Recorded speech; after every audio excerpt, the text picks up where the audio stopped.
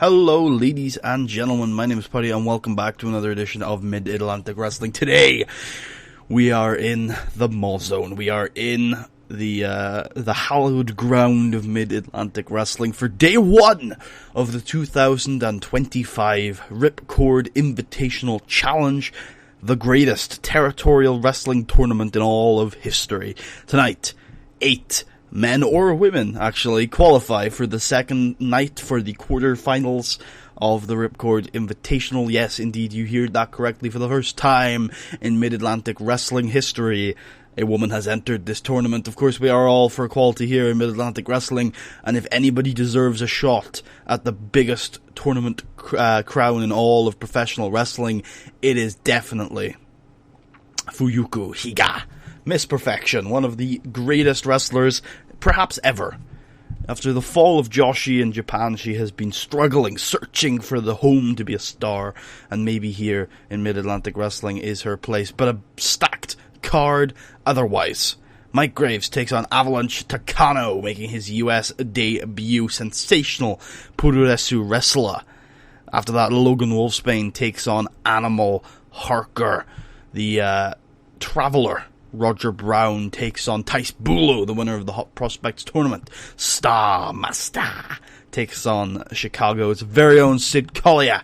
We have a Mid-Atlantic Tag Team Championship match as the Heartbreak Express take on Audi Gund. Frantic Ali takes on Rocky Weatherfield from Coastal Zone Championship Wrestling. Aldous Blackfriar takes on Akira Arato. Dewey Archer versus Fuyuko Higa. And Matthew Keith takes on the only unannounced name in the tournament in our main event of the evening. Ladies and gentlemen, this is the Rip Chord Invitational 2025. Let's get rocking. We open things up with a good match between Mike Graves and Avalanche Takano. Definitely a Puroresu style of match. Avalanche Takano, of course, very fighting spirit, very Japanese style. Big man with those forearms, those chops, those punches, those suplexes. Very brutal style from Avalanche Takano as he takes on one of the wildest brawlers in the business today. No doubt about it, Mike Graves can hang with Takano, with strike after strike, really taking it to the big Japanese man. But indeed, in the end, he's unable to stand up truly to the power of Avalanche Takano, getting put down, of course, by the Mountain Takano. Big win for Avalanche Takano as he is the first man to qualify for tomorrow's quarterfinals. And then we have a match between Animal Harker and Logan Wolfsbane with Akira Arato sitting at ringside, distracting Animal Harker the entire time.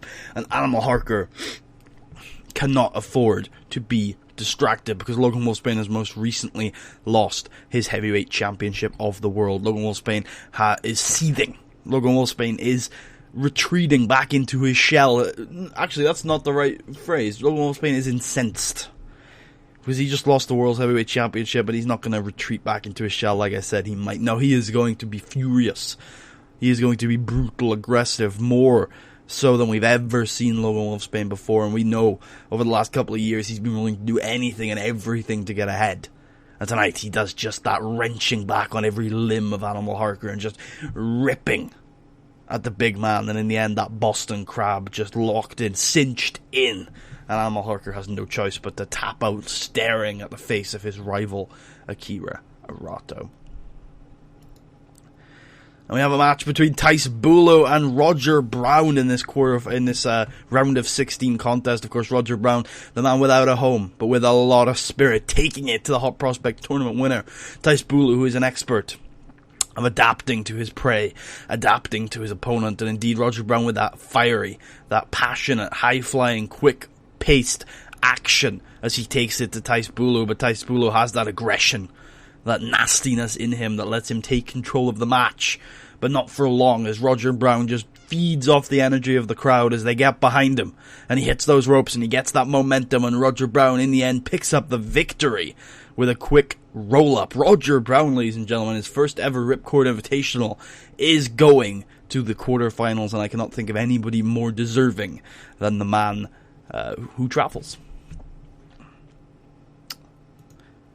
And the final quarterfinal match of this half sees Sid Collier taking on Starmaster. Starmaster brings that fast-paced lucha libre action, really exciting stuff as he takes Sid Collier down to the mat time after time. Big drop kicks, big Hurricane Ranas, tope con heroes, everything to bring up the pace, send that adrenaline pumping.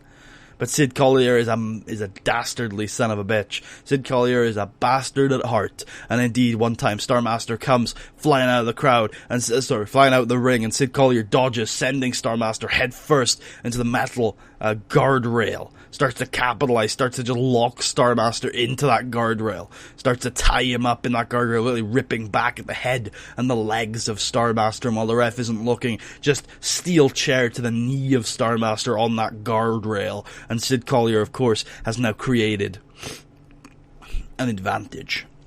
And if there's one thing Sid Collier is an expert at, if there's one thing we can give him all the credit in the world for, it is capitalizing on an advantage. As he goes to work, one of the most dastardly technical wrestlers in Mid-Atlantic wrestling history. Locking in every single nasty, wrenching submission move you can think of. Really working down the knee of Starmaster, really inflicting that pain. And Starmaster has to tap out after that Texas cloverleaf. Well, that's not good. And we move on to a pre-match angle as Darren Gurgel and Clinton Adams head to the ring, ready for their title match, and Frozier and Davis Wayne Newton assault. Frozier and Davis Wayne Newton with steel pipes just brutalize Audi Goon. Darren Gurgel, Clinton Adams just brutalizing them with those steel pipes. Nasty strikes to the knees and the head of the babyface tag team champions here. And Sam Keith comes out and says, "You know what, you two? You want a tag team title match so badly that you're willing to ruin this show? Fine, I'm going to give it to you. I'm adding you to this match. It's a 3-way tag team championship match. Born Again, Audi Goon, and the Heartbreak Express. But I gotta tell you, boys, you want it so badly? There's a catch. If either of you get pinned, you're fired."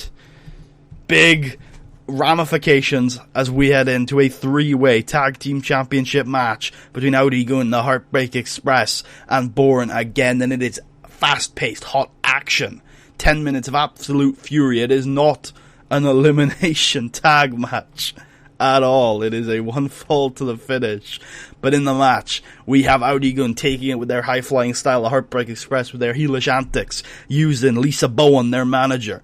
Lisa Bowen's baby boys, the Heartbreak Express, using her to their advantage every step of the way, trying to gain that advantage on Darren Gurgel, who is, of course, usually the babyface in peril of Audi Goon. And then in the background, you just have Born Again sneering, lying down on the mat in the side, just waiting for their opportunity to strike. And it comes when Darren Gurgel gets that hot tag. And in comes Clinton Adams, the greatest hot tag in the business today, taking down Johnny Needham, taking down Ralph Leota, sending him out, and he's top of the world.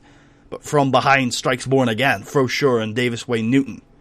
The zero shits given heel tag team of the year. As they start to assault Clinton Adams. The only man left really with any energy in the match is Darren Gurgel is at the sidelines. Darren Gurgel is hurt, injured, fatigued, and both members of the Heartbreak Express out of the ring, gone, done. And Born Again start to go to work on Clinton Adams. Double team action, much to the chagrin of the crowd. Nasty stomps and kicks from Frozier showed that nasty technical side of his game. But Clinton Adams won't be kept down as he fires back. And he fires up and he drop kicks Davis Wayne Newton out of the ring. Calls in Darren Gurgel and hits their signature move, a Dragon Rising. And Frozier is pinned. And ladies and gentlemen, Frozier is fired. I don't know why there's an intermission segment here. Entirely. I imagine it's a video hyping up that our main event is Matthew Keith it's taking on a mystery opponent. So I guess that's it. It's alright. It's been a while since I've booked this. We do hit into our second half. Coastal Zone Championship Wrestling's Frantic Ali takes on, I think, Coastal Zone Championship Wrestling's Rocky Weatherfield. I think he's from Coastal Zone. And Rocky Weatherfield shows that natural babyface fire tonight as he takes on a nasty, brutal, gritty brawler. Frantic Ali being known as one of the most down-to-earth brawlers in the business. Knockout artist.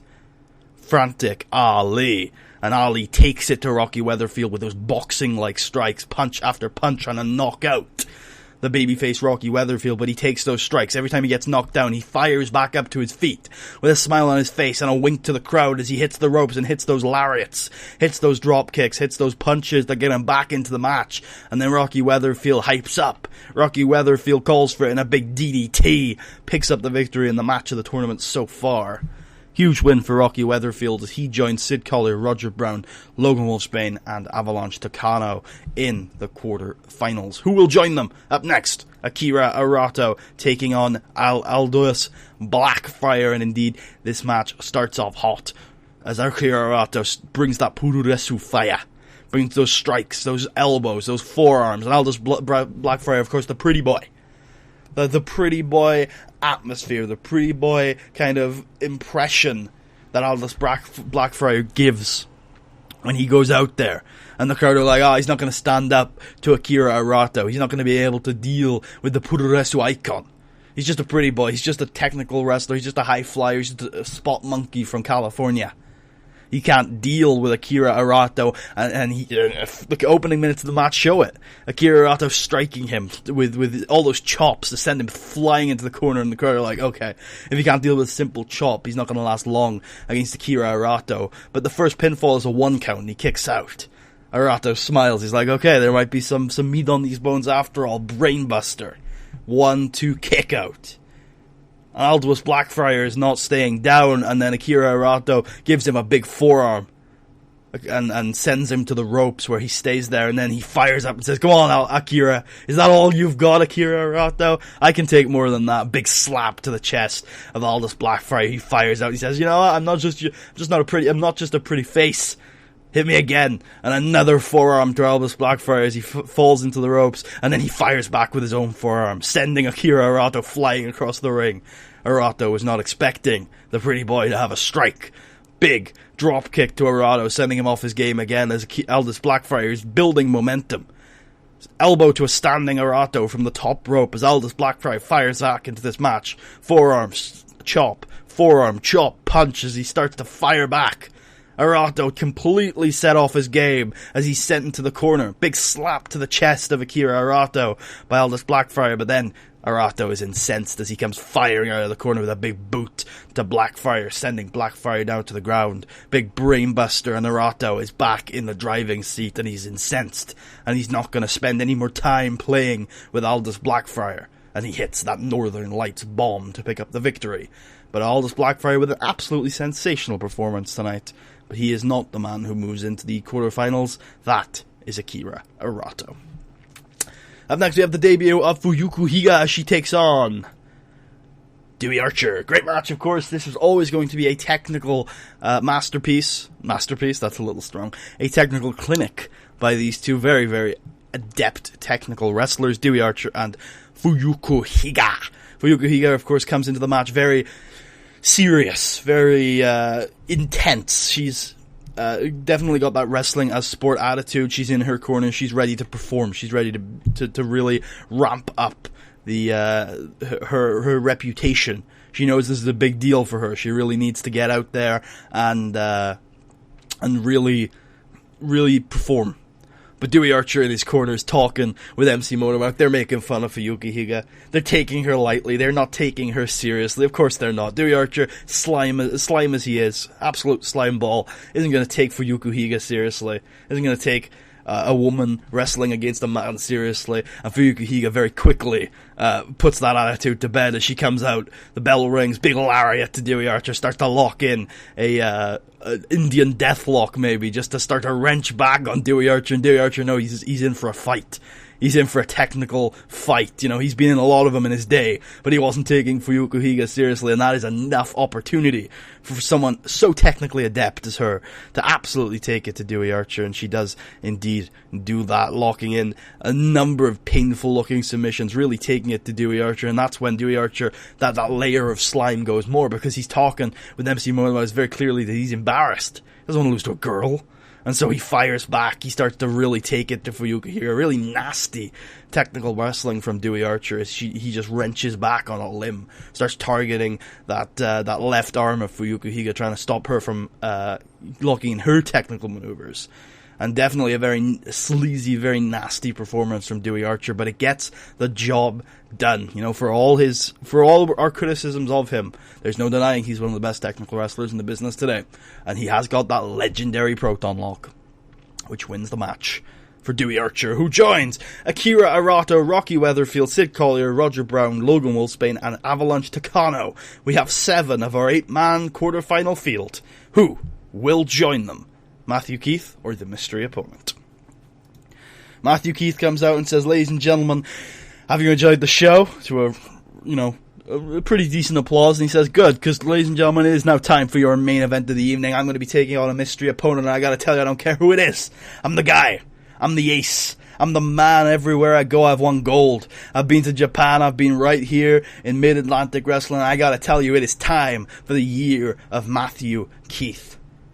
I'm the ace, so I'm willing to take on anyone and everyone, so I'm ready for this match no matter who it is, no matter what it is. They better be ready to bring their A game because they're taking on the man.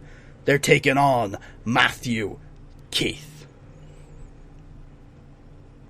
And as Matthew Keith finishes his promo, a familiar music hits.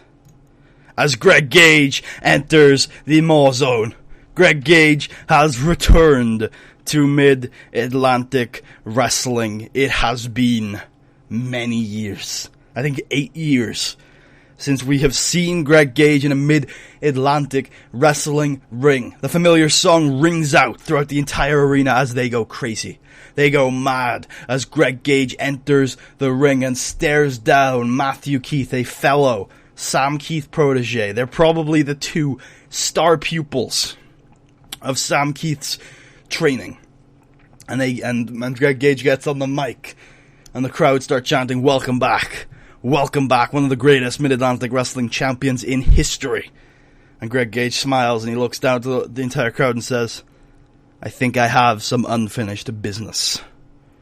And he drops the mic, and he looks at Matthew Keith, and it is time, ladies and gentlemen, for our main event of the evening. Who will be the final quarter-finalist of the Rip Chord Invitational 2025? Will it be Matthew Keith, or will it be Greg Gage? This is going to be a barn burner, ladies and gentlemen. Let's get into it. And indeed, in our main event of the evening, definitely match of the night, Matthew Keith takes on Greg Gage in a technical wrestling clinic. These two, they haven't wrestled one-on-one a lot over their years. They haven't wrestled one-on-one a lot in Japan or in the US. They've been in the same company a couple times. Most notably, they both jumped ship from Burning Hammer to Pride around the same time. They haven't wrestled one-on-one a lot. They've never been the top guys in Japan. They were often wrestling the locals. But tonight, they get to fight one-on-one. There's a feeling out process as they start to think, exactly what parts of the Sam Keith philosophy does my opponent have here? Of course, Matthew Keith is a much more flashy technical wrestler than Greg Gage. Greg Gage is definitely a technical wrestler, but you can see those puroresu influences on his game. Greg Gage is definitely a mixture these days. He mixes in it's not basic, but it's fundamental technical wrestling. He uses technical wrestling to control the match. He uses technical wrestling to gain an advantage. But if he can gain that advantage just by clocking you in the face, he's also going to do that. Matthew Keith, he's a showman. He's a lot like Yoshimi Musashibo. He's that more technical-focused wrestler. Even though he was in Japan, even though he had to face off against a lot of strikers, he never felt the need to get that striking game. He was much more confident in his technical wrestling. That could show that Matthew Keith is a better technical wrestler than Greg Gage, because Greg Gage felt he needed to add that striking to his game. Otherwise, he was just going to be overpowered by the bigger, the stronger opponents. Let's not forget, Matthew Keith is a bit bigger than Greg Gage. They're very similar in build and appearance. They're both from the same neighborhood. They both grew up together in the wrestling business. Very similar wrestlers. But Matthew Keith's a bit bigger. He's about 265 these days. He's wrestling around there. He's a big heavyweight. Greg Gage traditionally wrestles at middleweight. Maybe he's a little higher, though, these days. He was in Japan for a while. Maybe he's 230, 240. I don't imagine he's any bigger than that. So he gives up a lot of poundage on Matthew Keith. That's why Matthew Keith can probably afford to be more of a technical wrestler than Greg Gage. We talked about this with Logan Wolfsbane. We talked about this with other big wrestlers over the last couple of years, is that they can break out of holds that other people would have to wrestle out of. Matthew Keith doesn't necessarily have to be a great escape artist against a guy like Greg Gage. He's just got to have the power to break out of his holds. And indeed, that's what they find out in the early game as Greg Gage tries to lock in those technical wrestling moves. Tries to take Matthew Keith down. Tries to get him in his guard, maybe lock in a triangle choke. But Matthew Keith, of course, he has the power to just power out of a triangle choke, powerbombing Greg Gage. And Greg immediately realizes that he can get caught with stuff like that. If he tries to be too technically focused in this match, he could get caught, and that could be really bad for him. You can't take too many Matthew Keith powerbombs without being down for the count. And indeed, Greg Gage starts to realize that technical wrestling is not the way to go about this. On the flip side, in the early game, Matthew Keith scores a lot of technical wrestling victories, locking in a leg lock, just really holding Greg Gage in the middle of the ring for multiple minutes at a time. Greg is just unable to power out of that. Greg is unable to take a victory there. And he's got to claw his way to those ropes in the end. And he does manage to do it, but immediately there is a tension set. Because Matthew Keith is superior in the field that these two men have chose to open the match in. There's no doubt about it. Matthew Keith is a stronger technical wrestler. And Greg Gage has suffered 2 defeats, both on offense and defense, as we start this match. But Greg Gage is smart. He's been a champion everywhere he's been, especially here. He's more successful in Mid-Atlantic wrestling than Matthew Keith is, for sure. Obviously, that's not saying a lot considering the two's tenures. But still, it's important to notice that Greg Gage is a smart man, and when he's facing a guy like the Ace, he's not just going to take 2 defeats in the early game and say, you know what, that's it, I'm done. No, he's going to change his strategy, and indeed, we see Greg Gage staying away from Matthew Keith. He knows that now that he can't beat Matthew Keith on the ground, he needs to get some separation, he needs to get some space, because Greg Gage is definitely a competent wrestler in terms of getting the momentum going, getting the pace going. And once you're going at a certain speed, as Lucha Libre influenced wrestlers have shown us over here, size doesn't really matter. If you can go fast enough, you can really take out those 10, 15 pounds and just throw them out the window. Because Greg Gage could be faster, could be just as fast as Matthew Keith. And so that's exactly what Greg Gage does. He hits those ropes, he hits some drop kicks, he just gets away from Matthew Keith, starts hitting strikes. Big kicks to the face of Matthew Keith, really just disorienting the Ace. Nasty, nasty head kicks to Matthew Keith's dome there, really taking the toll on the Keith boy. And Matthew Keith is struggling in the middle of the match. He's definitely struggling as he's taking on a really, really competent Puroresu striker in Greg Gage. But of course, as Matthew Keith has proved over the last couple of years, he's able to take it to those strikers with a technical wrestling game. That's indeed what he does. No matter how much separation Greg gets, Matthew Keith just gets closer. It's another Puroresu tenant. As Greg Gage tries to strike Matthew Keith, he takes up that general strong style attitude. You've got to take damage to deal damage, and he just gets closer and closer. He says, alright Greg, you can kick me in the head so long as you can do it while I'm standing right next to you.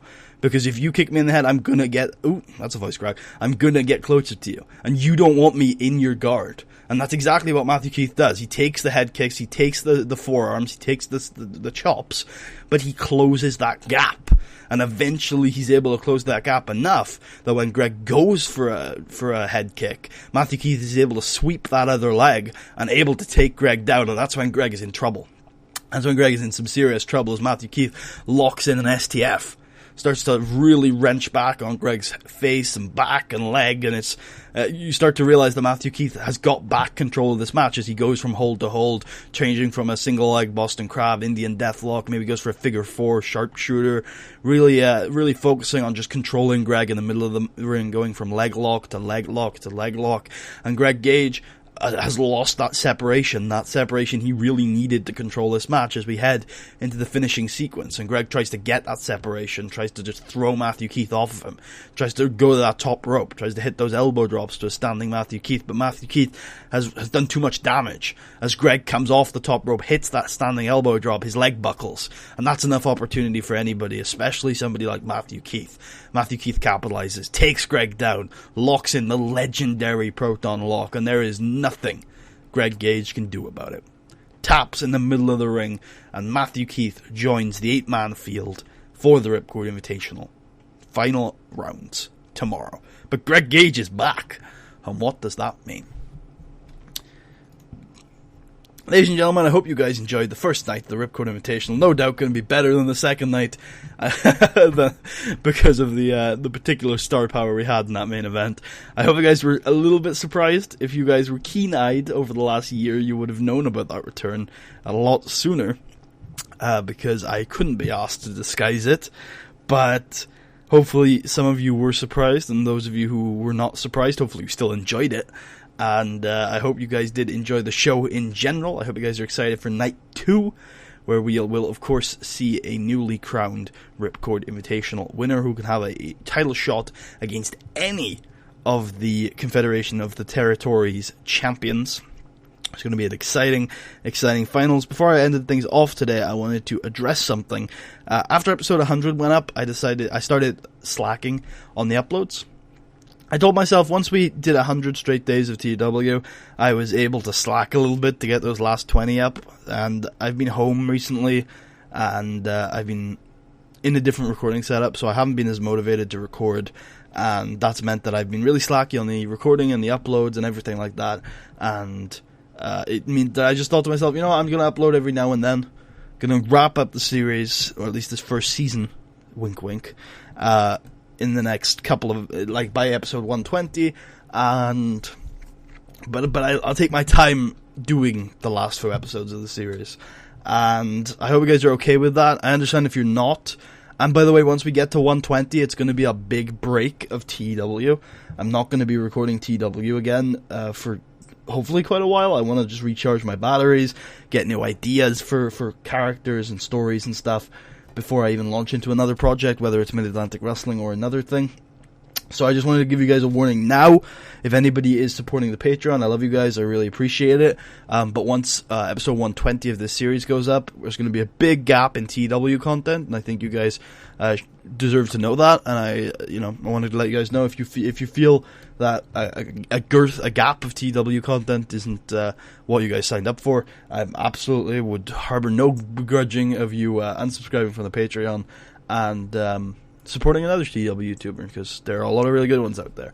But any support you continue to give me, I really do appreciate it. A link to my Patreon is in the description. If you enjoyed the episode, feel free to leave a thumbs up, check out the rest of the series, subscribe if you haven't already, and ladies and gentlemen, I will see you guys next time for Night 2 of the Rip Chord Invitational. Thank you all very much for joining me. I'll see you guys then.